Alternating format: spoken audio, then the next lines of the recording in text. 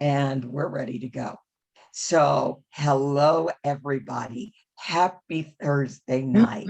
I am so delighted that you joined us. And what I'm going to do is we get a good recording is we're going to mute everybody. Now, all my co-hosts, my speakers, you're going to be able to unmute when you need to, but this guarantees we get a good recording for our folks who aren't able to be here with us tonight.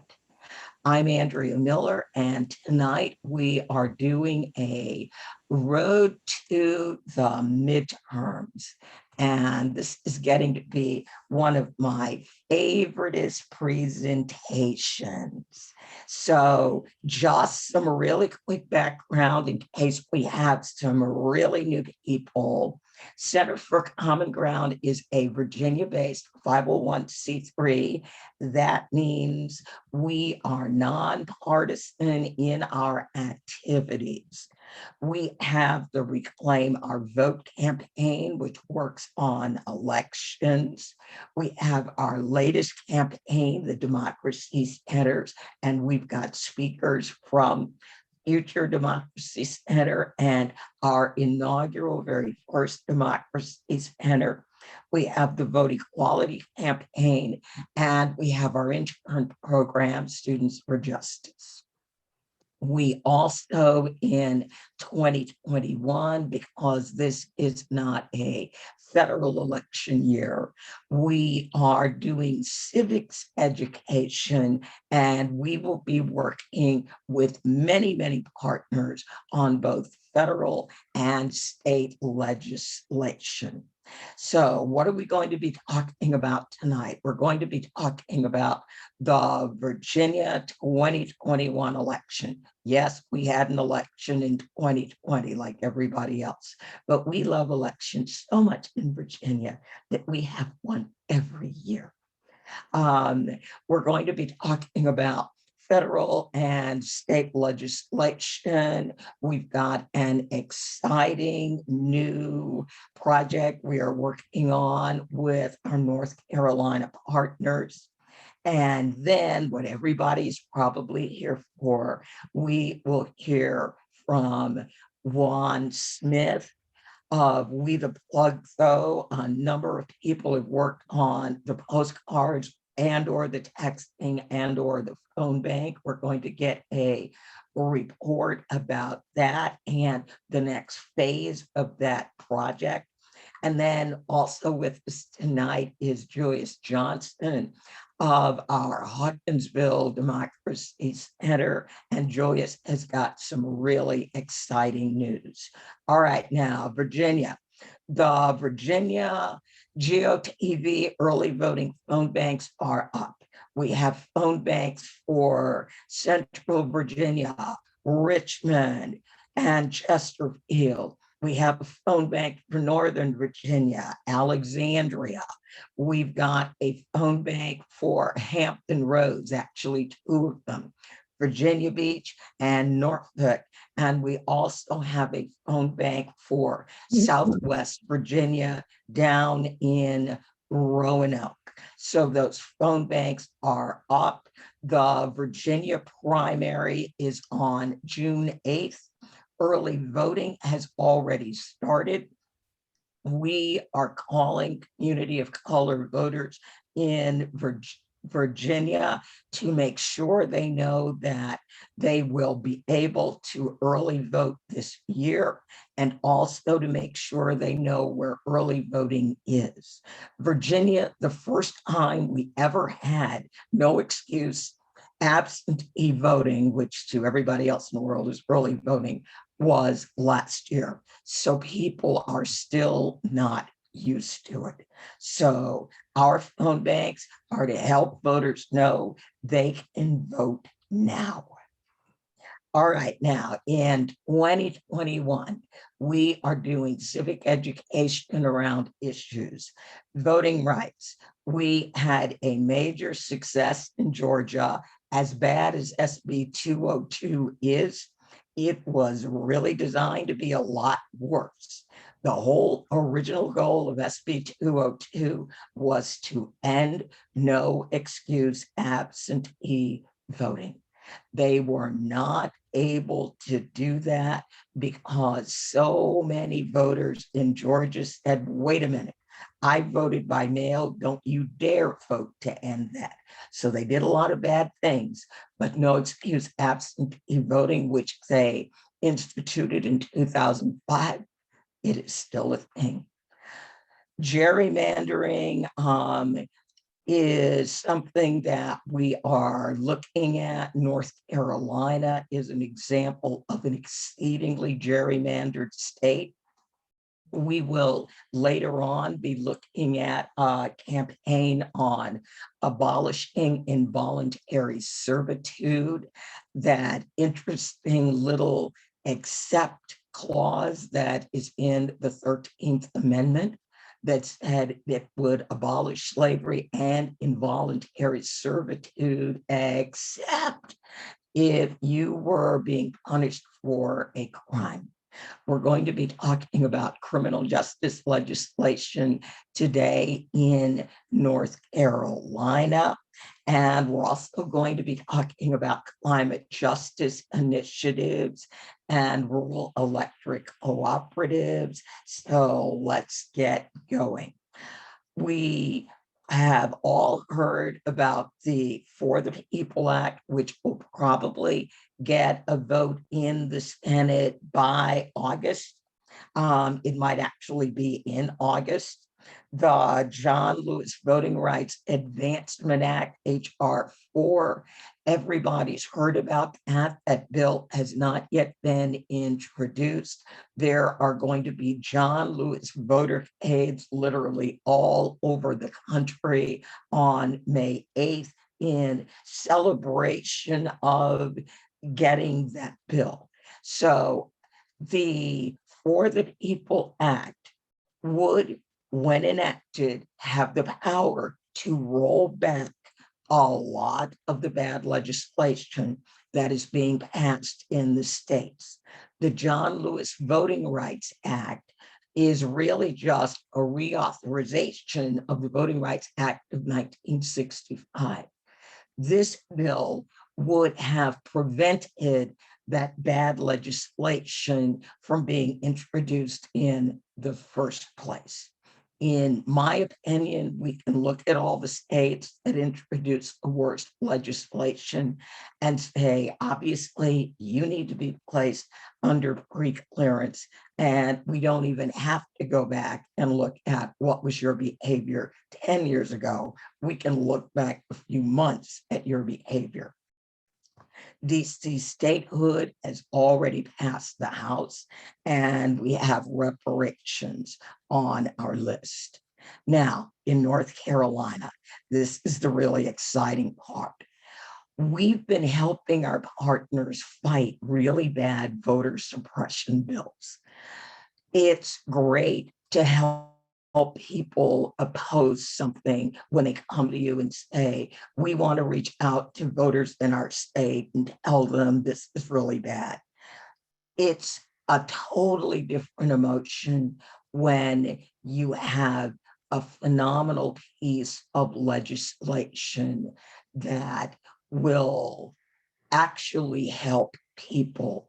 So in North Carolina, last month, Senator Muhammad spoke with us at our Accelerating Justice presentation, and he mentioned he would be putting together a bill that would literally give life to all the recommendations that were in Governor Cooper's racial justice, achieving racial justice in the criminal justice system in his task force report.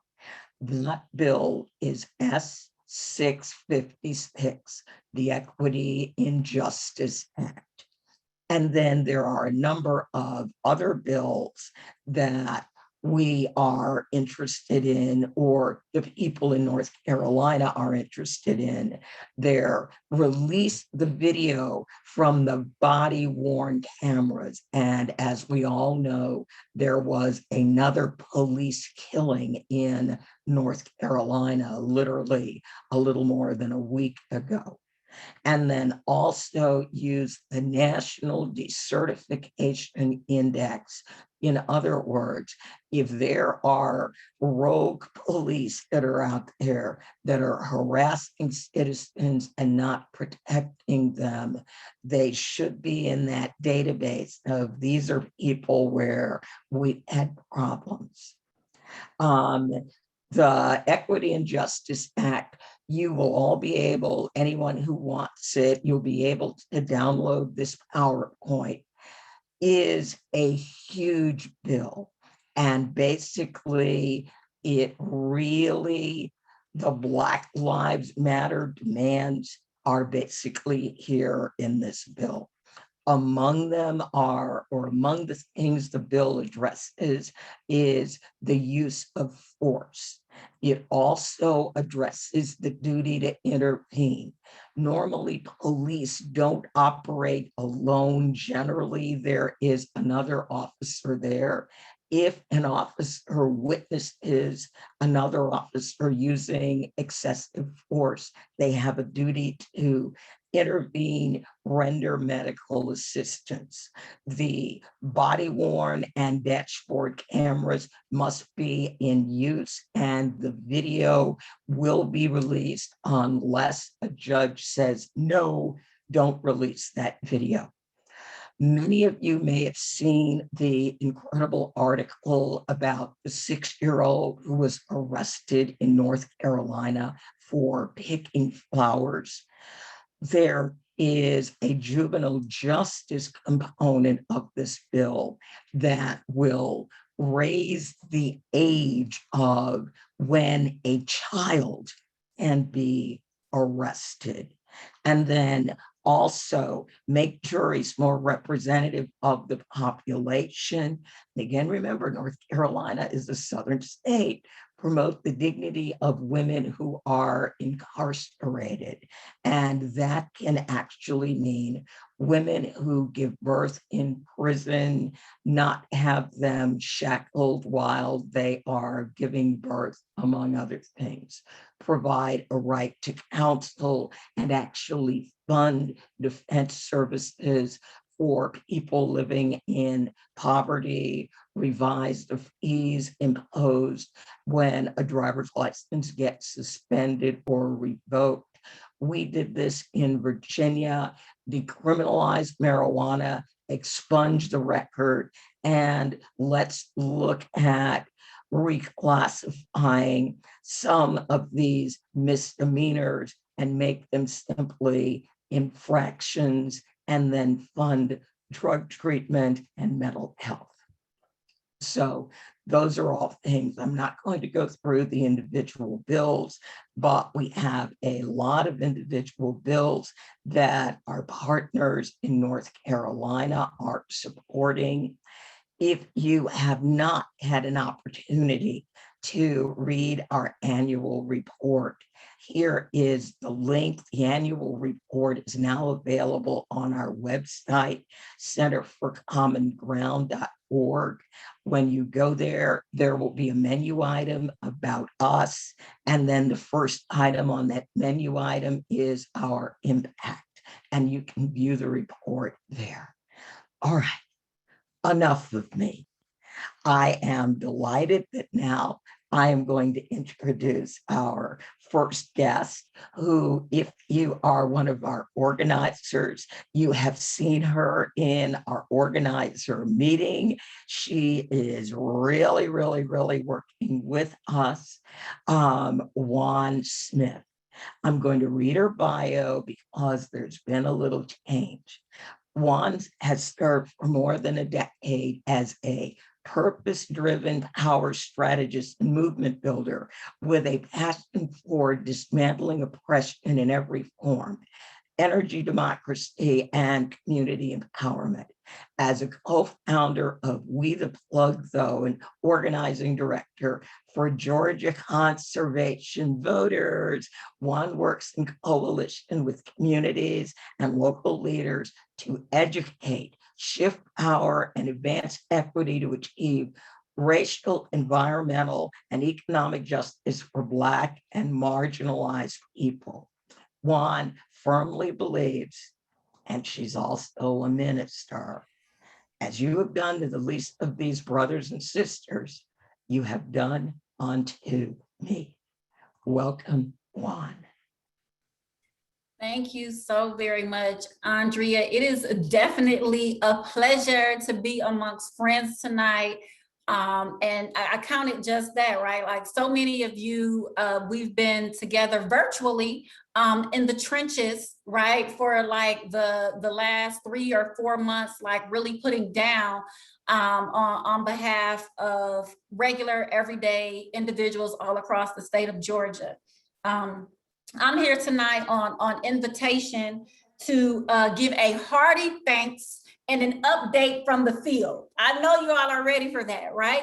So on behalf of We the Plug, though, and I'm going to just give some background information for those of you who are new as to who We the Plug, though, are and what it is we do. But I want to start by saying thank you. Thank you to all of the supporters for Center for Common Ground. Thank you for all of the volunteers. Thank you for everyone who supports any of the work, because everything that I'm going to delineate over the next couple of minutes is because of you. So I'd be remiss if I didn't start off by saying thank you to Andrea and your leadership, to all of the organizers, to all of the vendors, and all of the Center for Common Ground supporters. And so before I bring you updates from the field, I want to tell you just a little bit about We the Plug, though, and our work in general, so you'll understand the context of the update. And somebody is already in the chat. I love it. Let me tell you all, right? Like I'm always in the chat. So yes, I can speak and I can interact with the chat simultaneously. So give it to me. So somebody was like, how'd you get the name We the Plug, though? Perfect place to start. Glad you asked. So last year in 2020, there was a group of community members as well as activists and organizers who responded to a number of issues that were happening local during the midst of COVID. There is a energy regulatory governing body across the country. They're local, they're statewide, called the either Public Service Commission or Utility Commission. And in the state of Georgia, there are 5 individuals who are on this particular board for the Public Service Commission. They are elected officials. And in the midst of a pandemic, a health crisis, in the midst of severe economic decline, and in the midst of a movement to right-size racial injustices and homicides in 2020, this governing body of privilege decided that they would end the moratorium on electricity shutoffs across the state of Georgia. And not only did these individuals of privilege determine that folks should have used their $1,400 stimulus check to pay their bills and the relief was over, right? Because they thought that $1,400 was enough for people to sustain people who were in the middle of crisis. That's how out of touch they were. Not only did they end a moratorium on electricity shutoffs, but they had the audacity to go on social media and make sexist and racist comments about women's rights to choose, about the fight for Black lives, and about economically depressed communities. These are elected officials that we're talking about that had the audacity in the midst of crisis in community to deny folks a reprieve, and then to make such disgusting comments as if there was going to be no reprisal or accountability. So community people got together and said, we're going to hold these individuals accountable. And that's how We the Plug Those started. We were a group of people who said, we are going to hold these elected officials accountable for their bad behavior. Now, how do we get our name? Well, it's a play on words, right? So our focus is energy equity, environmental and utility justice. So when you think about energy and electricity, you have a plug, right? And you plug this cord or plug into a socket, and that is how you get power and electricity. That is how you get the energy you need to power whatever it is that you need. And so it's a play on words. We the plug, though, when we connect to each other, we have the power to solve any issue that faces our community. Our connection gives us the power to overcome any obstacle. And we do energy work, so it's cute. We the plug. And then they say, well, what is the though? How did you get THO on the end? Well, the simple answer to that is We the Plug was not available on social media. So we had to add something to the end. And TH though is just an affirmation. It's like amen, it's so be it. It just affirms that we are the plug. So that's how we got our name. And that's our work. We work to hold regulatory officials accountable for the decisions that they make and the ways in which they impact regular everyday people. So our work last year was around the Public Service Commission. We had a bunch of wins last year, but this year, there is a lesser known group of utility regulation that we are focusing on. In years past, we've done, again, the Public Service Commission, which works with investor-led. We also do rural electric co-op work. And for 2021, we are working on small town city-led utilities, which are called munis, municipal-led utilities. And the reason we decided to focus on municipal-led utilities for 2021 is because in these small remote places across the state of Georgia, the income from utilities are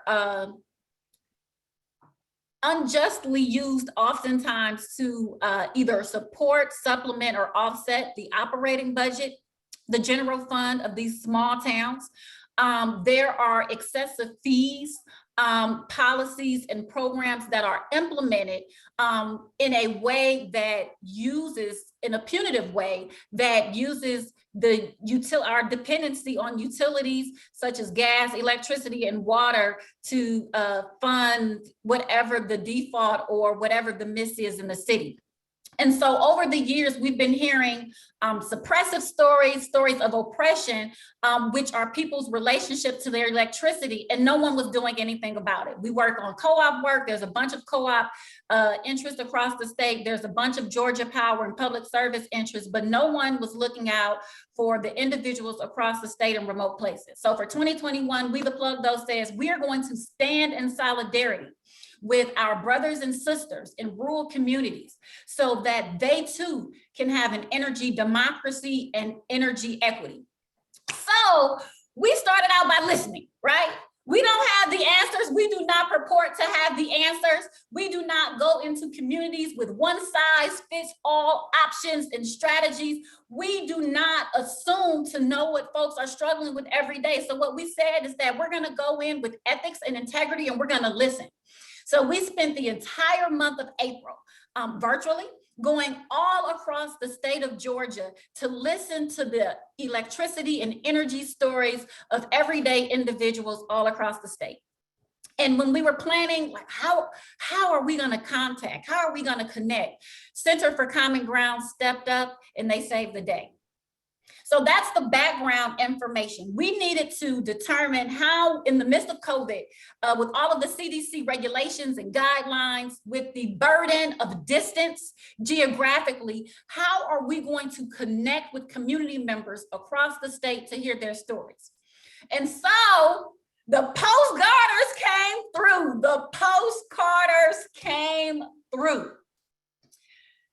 Let me tell you the most important component of what the postcard volunteers did. You allowed us to connect to do cold contacts in low-tech communities that would not have heard from us any other way. Postcarding is a best practice, just in case you didn't get it the first time, for low-tech cold contact outreach. And we were able to get 90% of our attendees because of postcard contacts. 90% of individuals who showed up from places we've never heard before. Sandersville, Ellaville, Elberton, Wiggum. I live in Georgia, been here for a long time, almost 2 decades, and these are places I've never heard of. But your postcards, they were effective, they were relevant, they were timely, and people turned up and showed out. So the first thing is we had successful contacts, right? So because of the postcard, we had successful contacts, we had successful turnout, and we were able to hear the stories of the people. Unfortunately, the stories were very sad. In places where the median income was $26,000 a year, the average electricity bill was $600 a month. I can't imagine. I can't begin to imagine. In some of these places, there was not a base fee, like maybe a $2 or a $3 fee to remit payment. The processing fee was a percentage of the utility bill. So if your utility bill is $600 or $700 a month, the processing fee is an additional $20. Again, in places where the median income is $26,000. And let me preface this for you just to kind of, sometimes we live in a capitalist society and our relationship to things are off-center. In 2021 in America, access to affordable energy should be a human right. It should not be codified. It should not be access of privilege, but these natural resources that produce electricity should be extended to all in this country at an affordable rate.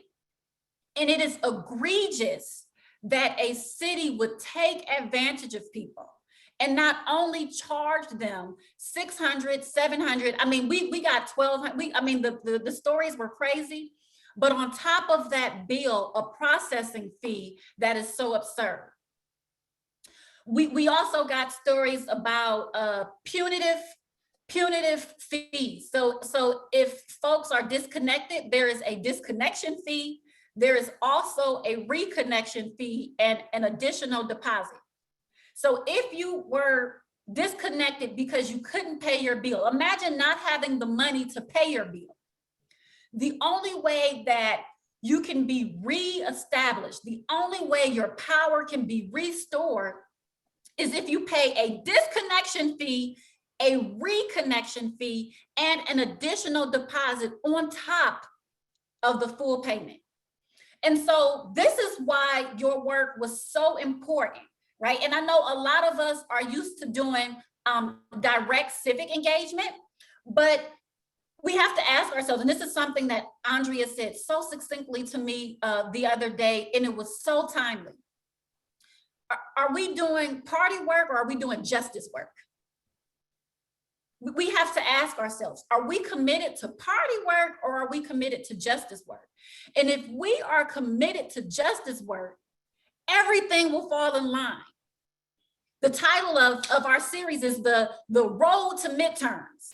If we are in constant contact and communication with citizens across this country, if they know that we care about their hyper-local issues, their felt needs, their assessed needs, and their ability to be able to influence processes and systems in their community, they will stand in solidarity with us, not just for midterms, but for primaries, general elections. When they see our postcards, they will respond. When they get our emails, they will click the actions, they will participate.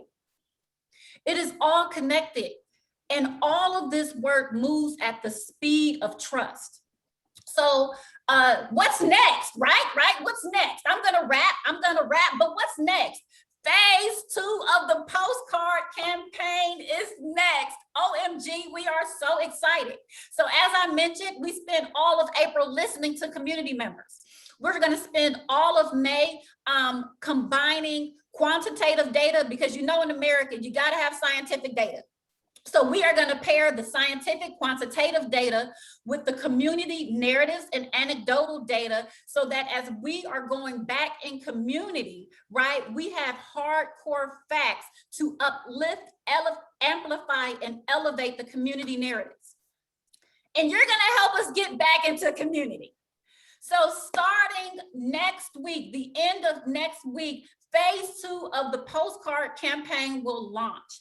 We are going to be back at our desks, back at our writing tables, back on the couch with our legs propped up, writing postcards, so that we can invite community members back to the strategy sessions, so that they can determine how and if they want to solve the issues that were lifted and resonated during the listening tour. Those meetings are going to happen in July, but phase 2 of postcards, so people know when the meetings are and how they can connect, is going to begin at the end of next week. So we're going to circle back. We weren't just listening to listen, but we were listening so that we could strategize. We're going to take the strategies, thanks to you, back to communities, and the communities will invite us in so that they can own the solutions, and they can direct and influence the processes for change in their communities. And I'll stop there. Thank you, Juan. I mean, I'm just going, wow, that is so exciting. And you have a line. I loved it. I loved it. I loved it. Moved at the speed of trust. Oh, that is the most important thing for everybody to come away with tonight. That when we work with communities, number one, we listen to their needs, and we don't project our wants on those communities. Go, oh, we know exactly what you need this. And then we wonder why, when the election comes around, people say, oh, right, yeah, I didn't vote, my vote doesn't matter. But when communities know they've been listened to, when communities are brought in to become part of the solution, then they're like, okay, wait a minute, this is going to be a good fight. So let me go get my neighbor down the street who didn't come. Yes. We're going to go bring more people, and we are going to participate. I will take maybe 1 or 2 questions for Juan, and then we will go to our next speaker. I mean, we've got all these great comments. I'm looking for a question. People are going, yeah. There was a question about what exactly is a processing fee. Yes, thank you, Nancy. So sometimes when you pay either online or by phone, to take the credit card, they charge you an additional fee. I mean, sometimes it's, very minuscule, maybe $1, maybe $2, but it's the credit card or the payment processing fee. And in this particular instance, it's not a set fee, but to get more money, they make it a percentage of the bill. So the cost just to pay the bill, the cost just to pay the bill, and we're not talking about, I see somebody put it in the chat. We're not talking about for postcards. We're talking about for people to submit payments for their electricity bills. In this particular instance, the person had almost a $700 bill, and the percentage that they had to pay was an additional $20. When you don't have $700, when you barely scrape that together, finding another $20 is hard. One of the notes I just stuck in chat is, I'm a member of a rural electric cooperative. So if I want to pay by credit card, it is a fixed fee of $3.95 as opposed to mailing a check. Not everybody has checking accounts these days. A lot of banks discourage it. So what people have is they've got debit cards. Awesome. And there was a comment in the chat about contributing to We the Plug, though. You can do that through Center for Common Ground. I got to set up a page for you. I didn't know we were going to do that. So I will get the page set up, folks. I wasn't ready for that. I'm volunteering yeah. Center for Common Ground. All And, right, and let all me right. just say, We the Plug, though, we're just a self-organized group of folks. So we're literally not even an official 501c3. We're just people who came together to throw down. And literally, we are at the mercy of the resources of different organizations and the community. So thank you very much for that. Yep. Juan, thank you so very, very much for that. I mean, I always get inspired when I hear you. So again, this is Georgia, people. This is getting into those communities that nobody ever heard of. When I first started working in Georgia, and I was talking to the president of the Black Middle Georgia Mayors Association, he said, I have one question for you. And based on your answer, I'll decide if this conversation continues. And his question was, do you think Atlanta is Georgia? Do you think Georgia is Atlanta? And I said, no. And he said, all right, this conversation can continue. So very, very important. Our outreach to those small towns where when we look at the election results, yes, we know that Atlanta is going to be blue. But if we do no outreach to the rural communities, are they going to be 90-10, 80-20? Or are they going to be 55-45? So that all that power that we've got in Atlanta doesn't suddenly get thrown by our complete lack of power in the rural areas. And most southern states are rural states with a couple of large cities thrown in. So Juan, thank you so very much for all your work. Now, thank you to all of you. We appreciate your support. Yay, yay. Let's get those reactions up there. All right, now I'm going to share my screen again. I am. Here we go. And my next guest, Mr. Julius Johnson.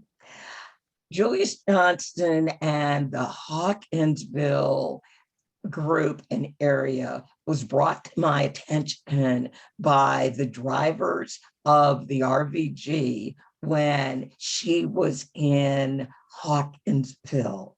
And I believe it might have been Miss Fanika Miller of Black Voters Matter who joined us tonight, who took them down to Hawkinsville. And they literally called me that day and said, you have got to meet Mr. Julius Johnson. And then on one of their trips, Steve Rosenfeld, our intrepid voting rights reporter, was with them. Steve Rosenfeld called me and he said, you've got to meet this Julius Johnson. You're talking about the Democracy Center project, and Julius would be absolutely perfect. So I want to give you a little background on Julius Johnson. Now, Julius, his family roots go back to the early 1800s in Houston County. So when I unpack that, that means that they were quite probably slaves on the original plantation that was in the area. Now, we're going to skip all the way forward to Julius, who is currently working on his PhD at Howard University. He does currently hold his master's degree from Yale University. And I really want you to get an idea of what Julius has done with his life. Julius actually has a house in Washington, D.C., because he spent a huge part of his career as part of the federal government. He served as an analyst with the Library of Congress, regional coordinator for the Middle East and Africa. He ran a $300 million school feeding initiative with USDA. I want you to remember that. And he was a governance specialist in Afghanistan with the US State Department. Now, we didn't know it when we met him, or I didn't know it, but in 2020, Julius was the Democratic nominee for Senate District 20. I studied plans to run. Julius is like, yeah, people are asking me to run. I haven't decided if I really am going to do it. I want you to see a couple of pictures of the Hawkinsville Democracy Center, which is housed inside the Newberry Foundation. Julius will talk more about the Newberry Foundation and what it does. So I didn't want to put all that on the slide. And you've got a picture of the reading room in the Newberry Foundation. Julius told me today, and I got a couple of pictures of a new project that they've been asked to shoulder for the community. In 2020, they launched on December 21st. We got them started canvassing their community. So from December 21st to about January 4th, remember the runoff election was January 5th, they knocked on 2,100 doors and they had 1,700 conversations with people. Why were people so willing to talk to them? Because once a month on a Friday afternoon, people came to the Newberry Foundation, people who were hungry, to get food. Now, when we look at what is the purpose of a democracy center, technically it exists to convert infrequent voters to voting rights advocates by solving whatever the pain points are in the community and helping the community understand where they need to push back. So if a community has needs, we're food insecure. Why are we food insecure? Because we are looking at a failure not to communicate. We are looking at a failure to act on the part of their elected officials. So once people realize where their problem is, that it isn't necessarily at the president, it isn't necessarily their US senators or their US rep, it's who's sitting on county council, they become voters because that's how they're going to fight back. Now, the Hawkinsville Democracy Center is looking at becoming a food pantry because most of us do like to eat more than once a month. And one of the things that Julius mentioned to me, I just heard about this today, was that you want to be able to give people the dignity of feeling as though they've been able to choose what their food is. So they decided to get a space a few doors down from the Newberry Foundation and set it up like a store, and you can see the little shopping carts that they have there, and they're setting up the shelves. So I'm going to stop my slide presentation and welcome Mr. Julius Johnson. Andrea, thank you very much. Can you hear me okay? Yes. Okay. I'm sitting here after listening to the last speaker and looking at the photographs and listening to your introduction, and I'm getting emotional because what we're doing here, not just us, but certainly you've been doing this for quite some time, Andrea, and all of the folks that are on the call is so important. This is sacred. This is so important. This is so critical at this time, particularly what's happened to our state capital, our national capital recently, and all the turmoil that's going around our country. And I just thank the Creator that I'm a part of this. In 2010, my father died. I don't know if I shared that with you, Andrea. I was in Afghanistan with the State Department, and I came home to bury him in our family cemetery, which is in one of the oldest churches in Houston County. And I had an epiphany at that very moment that this was home. And I needed to anchor my soul, and decided the very next day to buy a home in Hawkinsville. It was quite extraordinary, and because I was brought up in New York. But since that time, you know, I've moved my family down there. I have Abel and Adam and Mariah. My wife's an engineer there.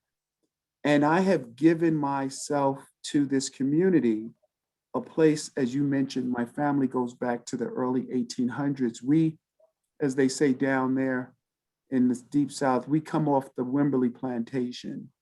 My great grandmother, 8 generations ago, she managed the farm for Mr. Henry Wimberley, and we've been there ever since. And in moving to Hawkinsville, having not been from there personally, but having a deep connection there, I have discovered so many things about Pulaski County and Houston County and Lawrence County and Blakely County that make up District 20. I found out a lot of things about myself and my own heritage, and about the people there, and the politics and the economics and the ways of the people, the belief systems of the people. You know, I've probably spoken in every church in the region. I've sat on people's porches because I'm a historian, and I'm fascinated by people's stories of how they got through the enslavement period. How did they get through the war? How did they get through the depression of the 20s, the civil rights movement, after the civil rights movement, and all these periods? And I've just been struck by the resilience and I have identified a lot of challenges and secrets. So what we decided to do was create a foundation, which is a 501c3 nonprofit.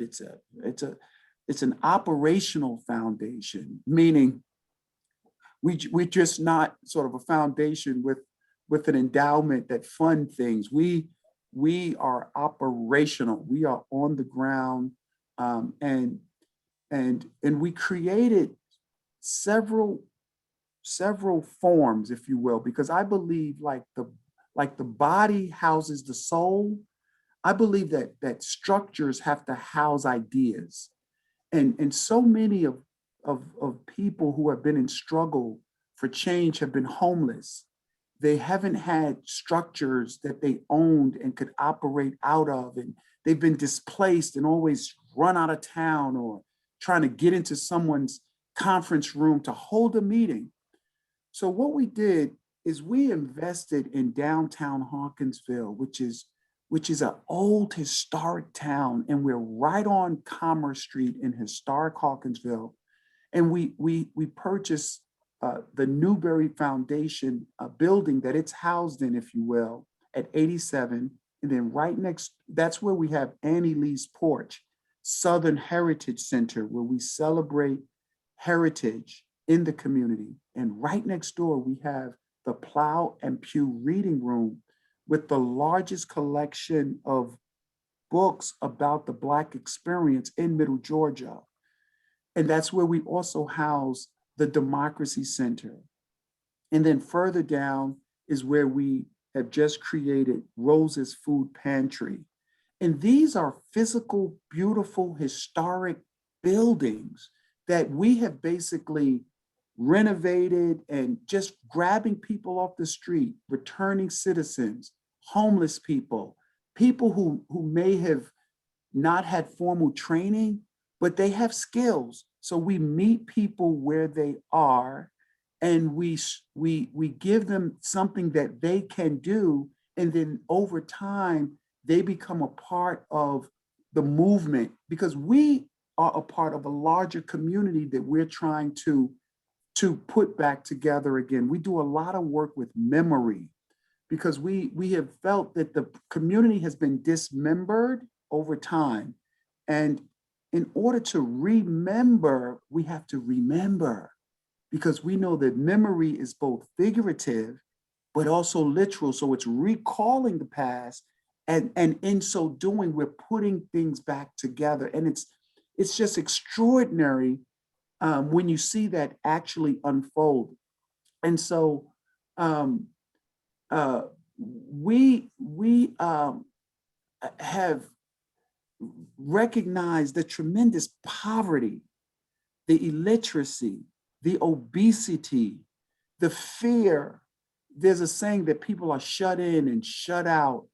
And what's happened over time is leadership has sort of died off in these small towns, and new leadership hasn't been groomed to take over the reins.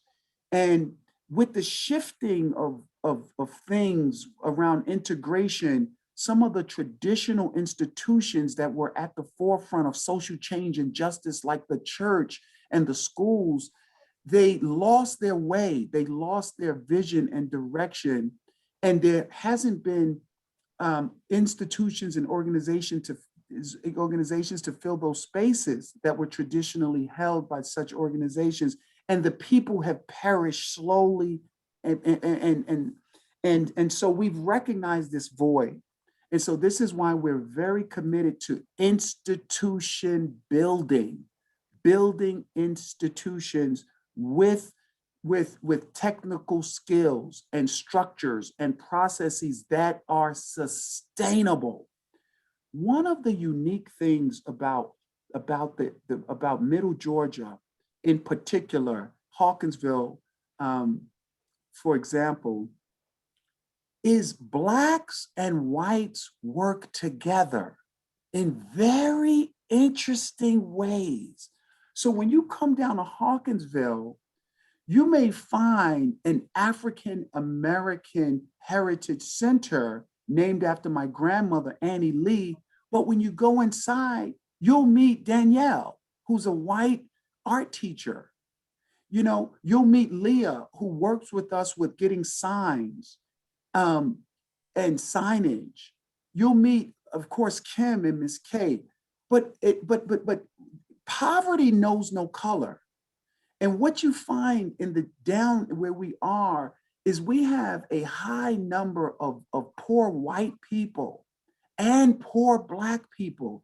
So when you look at the statistics and around literacy, education levels, incarceration rates, there may be some disparities, but folks who have similar experiences around depravity, they share that, and they date each other, they know each other, they work together. So we are a multicultural expression of an effort to bring justice and equality to the forefront of what we know is critical. And that was an eye opener for me, Andrea, coming from the North, being educated at Yale, being educated at St. Lawrence. I had a very Northern narrative of the Southern experience. But then I remembered as a child, I loved going to the South. So I was somewhat mixed up until I went and I lived there. Now, certainly, there are differences, but there are also similarities. So one of the things that we're increasingly doing is showcasing and celebrating our similarities because we have such similar stories. We have photographs, for example, we have a photo exhibit where we show Black women early in the 60s nursing white children. I mean, that is an intimate human connection. And most whites in the deep South that are over 40, they have fond memories of Black women and men. The Black women sometimes would spank them when they misbehave, breastfed them, earlier, were in their homes. The Black men were trusted, some called uncle. And so these identities are seared in the mind of many white Southerners. And that's not a bad thing. That's a fond memory. And when we create spaces for them to share that with those mothers that raised them, it's beautiful. It's a huge family reunion that I think Northerners sometimes don't understand. They just don't understand it. But when you live in a small community where there's interracial relationships, even if they're at night, trust me, they were happening and they still happen. And so what we want to do is to build on what we've been doing, which is working together across racial lines, across economic lines. So when I ran, for example, for the Senate, I got 35,000 votes.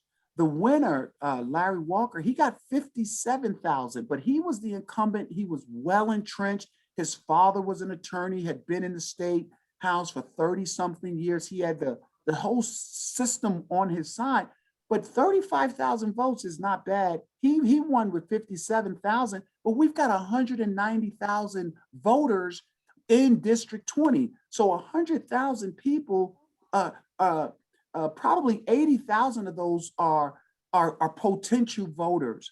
So what we are doing is creating opportunities to organize, mobilize, energize, deputize the community, deal with their illiteracy through the Plow and Pew Reading Room, where we have, like I said, over 2,000 books, teaching people the basics of rule of law, of how our government works at the municipal level, to the state level, to the federal level, in that order, as well as the school board, helping them expand their IQ around what democracy is, and also figuring out how to sustain our work. We're building our institution and we want to sustain it through generating revenue. So one of the ways we do that is we have rooms that we rent out to community members, returning citizens. There's a program we're applying for where we can get X amount of dollars per month, up to 3 months per returning citizen that needs a place to stay. So this is how we can generate revenue to sustain our efforts. Art, we participate in art exhibits, vending. We have a gift shop at the Annie Lee's porch. So while we need support for our food program, for example, we feed over 500 people a month. And we've done this every month for the last 12 months. This is spearheaded by Ms. Kim and her team. It is remarkable seeing these cars go around the corner, white and Black, coming to the foundation to get food, Andrea.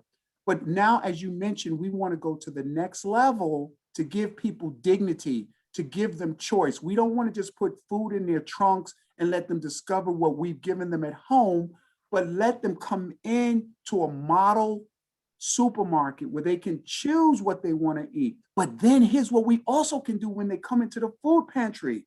We can hand them a voter registration card.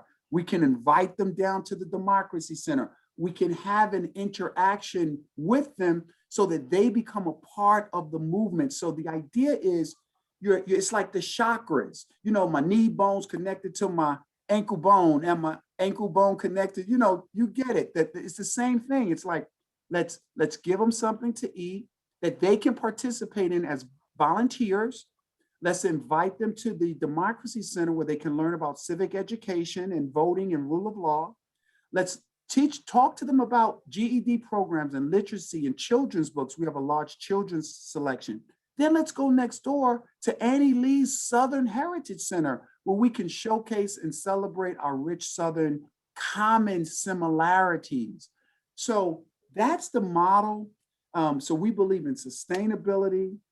We think the time is right. We have a team. Sierra is on board, providing excellent leadership. Kim's on board. Andrea, you've met all of them. We were very active with the phone banking, the canvassing. So what we are really committed to is institution building that's sustainable, independent, and self-determined, and linked through a network of like-minded individuals in a multicultural commitment to making this world a better place if we can. So thank you. God bless you. And come on down to Hawkinsville. And the food is good too. Although we do, yeah, they eat a lot. I can't eat, I'm not on the Southern diet yet. But it's there and it's delicious. But so come on down and get something to eat. All right. Thank you so much for that, Julius. And I am delighted that you got a chance. Yes, I see people clapping to meet our very, very first Democracy Center leader. So I'll take one question. We are running over. I will let folks go. There is a recording. Anyone who came, anyone who RSVP'd, you will get an email with a link to this recording. So if you missed part of it, you will be able to see the whole thing. Do we have any questions for Julius? Oh, and people want to know how to donate. I just put a link in there. Julius is working to raise $5,000 to run the feeding program. So again, they've got the space. The space has been renovated, but now they've got to buy the food. That's right. That's right. That's right. It'll bring tears to your eyes. We have a partnership with the Middle Georgia Food Bank, and but we have to buy the food for the community members. They can't afford it. We have a real food desert down, which you wouldn't expect in the Deep South. But it's so we're partnering with farmers, but we've done the budget. It costs $5,000 to run this food pantry, and I'm donating the space. So we have the physical building. And we're going to start, we have the soft opening May 15th, and the official is June 2nd, because we're going to do one more drive-by at the end of this month. All right, all right. Were there any questions, Nancy? There was a question about whether returning citizens in Georgia can vote. And Yes, I can answer them. Go ahead, Andrea. Once they are off paper, meaning they are no longer on supervised release, once they are off parole, then yes, they are able to vote. People don't realize that. And the problem for many returning citizens is that they know people from states like Florida or Virginia where a felony is lifetime disenfranchisement. Georgia is not and has never been a lifetime felony disenfranchisement state. So it is very difficult if you are illiterate. It's kind of challenging if you are not an attorney to be able to figure out, can I vote?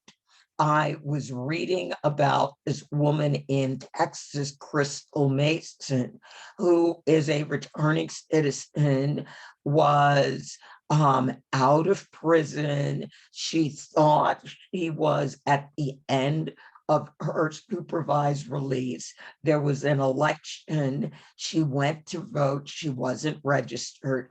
They gave her a one of those ballots, a provisional ballot.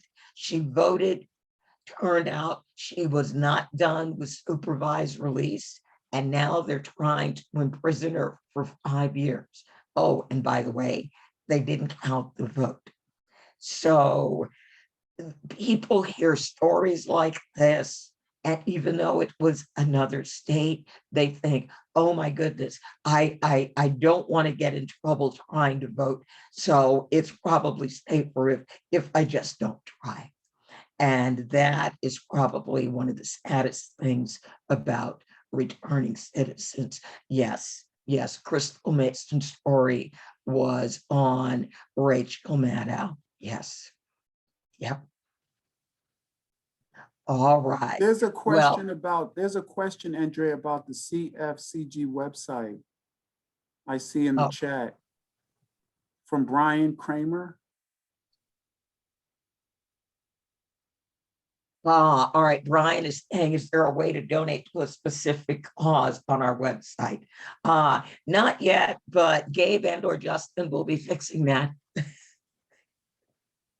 Yes, we have a generic donate button on our website. We're going to have specific donate links as we build the pages and information out for the democracy centers. So yes, ultimately every democracy center will have its own donation link. So we do have put the link in the chat. We will tackle the website this weekend and figure out what we can do. Hey, Andrea, I just looked and we just now raised $400 for the food pantry for Julius, but Thomas Abrams thinks we should be able to raise the whole $5,000 with this crowd. So I put that link in again, people. Okay, thank you very, very much, Nancy. Thank you, thank you, thank you. I'm sitting here with chills, Andrea. You know, the food pantry is called Rosa's Food Pantry. Rosa was my mom. She passed away of cancer in December. And she was my hero. And she loved children and she loved healthy eating. And as she got sicker, she ate healthier and healthier. And it was appropriate that the pantry would be named in her honor. Because we have to eat healthy. We just have to be healthier. You know, we really do. And it's a huge issue in the South and across America, how to eat. So with the food pantry, we're not just giving people food, we're educating people about health and wellness. Right. So thank you, Elsa. Thank you for that contribution. Yes. Thank you, Elsa. Thank you, everyone. The link will be in the notes that we send out tomorrow. So thank you, everybody. As I said, we ran long, but I was so excited about our two wonderful guests, Juan Smith and Julius Johnson. So as we continue to build in Georgia and in many other states, we will not be meeting next Thursday. we will be meeting on the 20th, and you will meet the folks in the Richmond, Virginia Democracy Center, which will be launching probably in June. So we have amazing people with amazing skills who care so deeply about their communities who are heading these up. And wait a So minute, Andrea, we what? have now Yes. raised $1,000 for Julius, a cheer for people for the food pantry. Hey, thank you. Thank you, Sorry to interrupt. everybody. Yes, yes, yes. So, I mean, good deeds in this group and in our world must be rewarded. So we are thrilled.